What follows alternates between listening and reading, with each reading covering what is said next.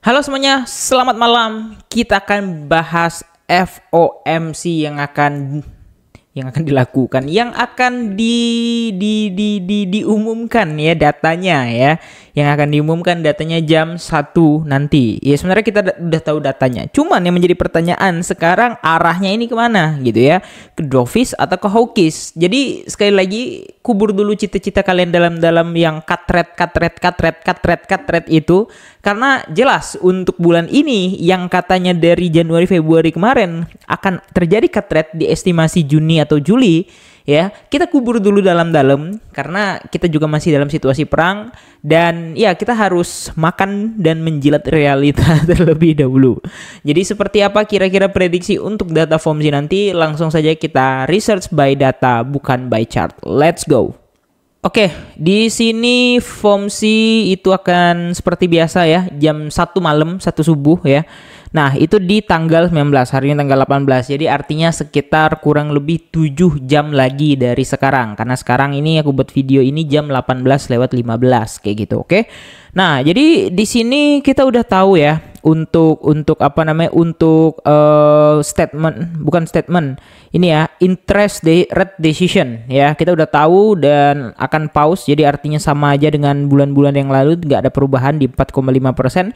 Dan yang buat jantungan ini akan ada FOMC Economic Projections. Nah, inilah nanti yang mau dibawa kemana nih? Bukan dibawa kemana? Seperti apa kondisi kita, market kita sekarang ya. Kemudian ada FOMC statement ya, ini nanti akan ada tetek bengek seperti biasa bacotannya. Dan yang terakhir adalah press conference-nya yang good afternoon. Ya, ini yang menyebabkan market langsung brutal bergerak naik dan turun biasanya jam 1.30-nya ini. Ya, karena orang ya rata-rata nggak nunggu di jam 1 karena nggak ada gerakan dan orang bodo amat di jam 1 ini biasanya ya. Mereka nunggu di jam 1.30-nya ini ya. Kenapa? Ya karena di situ akan ada bacotan ke arah hawkish atau dovish gitu ya.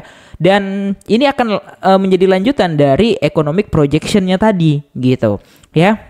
Nah, kalau arahnya nanti aku yakin bakal lebih banyak disinggung bukan kondisi ekonomi ya, tapi lebih ke arah kondisi peperangan atau kondisi keuangan di tengah peperangan dan cara mengatasi keuangan ketika perang gitu ya. Nah, itu kan pernah dibahas waktu Covid juga dulu, tapi ya bukan perang, Covid gitu ya.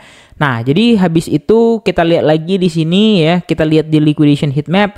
Sekarang BTC itu kurang lebih di 104 ribuan dan di sini ada satu lagi yang belum kena sentuh kayaknya di 136 ya.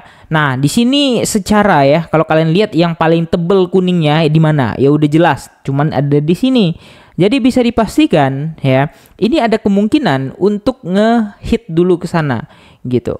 Ya aku udah buat long tadi ya, udah dijaring gitu ya. Cuman ya masih ngocok-ngocok kayak gini.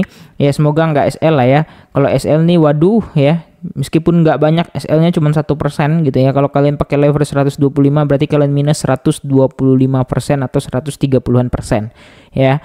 Nah, jadi ini benar-benar RR yang bisa dibilang RR penjudi lah ya. Meskipun nggak banyak ya, 1/3 ya, 1/2 lah ya RR ini ya. Nah, ini 1,5% SL-nya dan TP-nya 3%. Ini masih termasuk kategori setup yang sehat gitu. Bang, kok itu ada bull diff ya? Itu abaikan aja guys. Ini benar-benar agak-agak idiot ini indikatornya ya. Nah, jadi ya aku di sini belum bisa menarik kesimpulan apapun. Jadi intinya besok aku mau lihat dulu seperti apa marketnya, seperti apa pengumuman nanti malam. Karena biasanya setiap FOMC aku selalu begadang gitu ya. Nah, jadi biasanya tuh geraknya tuh mulai jam 3 kalau market kripto. Geraknya jam 3 bla bla bla bla bla. Habis itu baru paginya jam 7 closing daily ya. Habis closing daily jam 7 baru ada pergerakan yang cukup brutal lagi. Kemudian slownya itu di jam 11 siang gitu setelah Asia season berakhir. Close candle 4 jam, Asia season berakhir di jam 11 siang selesai. Nah, habis itu lanjut lagi tuh malam US season di jam 8-an lah ya, 8:30-9. Nah, biasanya itu brutalnya lagi di situ. Nah, jadi intinya besok aku tuh nunggu di US seasonnya aja gimana mereka memberikan reaksi dan respon terhadap bukan data, proyeksi daripada FOMC atau FOMC dari kakek Powell. Udah gitu aja ya. Jadi untuk sekarang ya aku santai aja dulu WNS sambil nonton-nonton atau sambil ngopi ya. Karena ya kita tahu sendiri itu tidak akan menolong kalian lah jikalau kalian trading di saat news ya. Sekali lagi kayak gitu aja. Jangan lupa untuk klik dan subscribe. Makasih udah nonton video ini. See you in the next video. Ciao. Bye bye.